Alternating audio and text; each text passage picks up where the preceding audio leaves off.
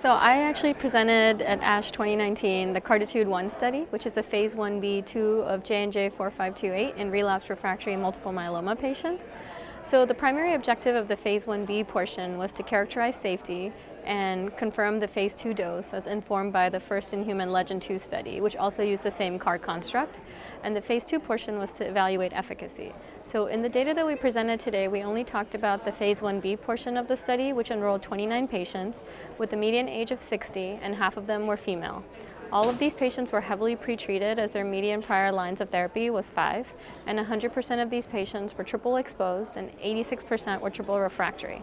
We also saw 72% of the patients were penta exposed and 31% of the patients were penta refractory. So the most common adverse event, grade 3 or higher, was hematological, with non-hematological AEs of grade 3 or higher were very uncommon. 2 patients had increased AST and 1 patient had increased ALT, and 1 patient had diarrhea. All but 2 patients had what's called cytokine release syndrome, with 86% of the patients having mostly grade 1 and 2 CRS. Neurotoxicity was also very uncommon in this study, with 10% of the patients having any grade of neurotoxicity.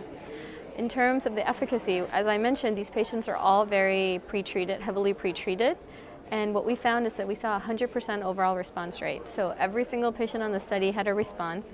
Every single person had a reduction in their tumor paraprotein. And 27 of the 29 patients are still disease-free at a median of 6 months follow-up.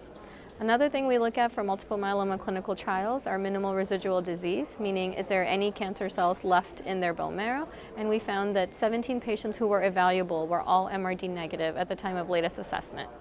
So in the end, what we found is that the phase 1b portion confirmed the dose so that we could use that moving forward.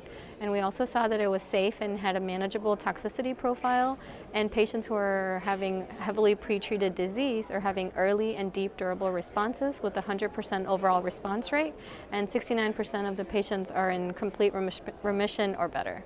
So right now we completed the phase 2 portion of the study, which is going to characterize efficacy, and so we need to see what the data is going to bring in the long term.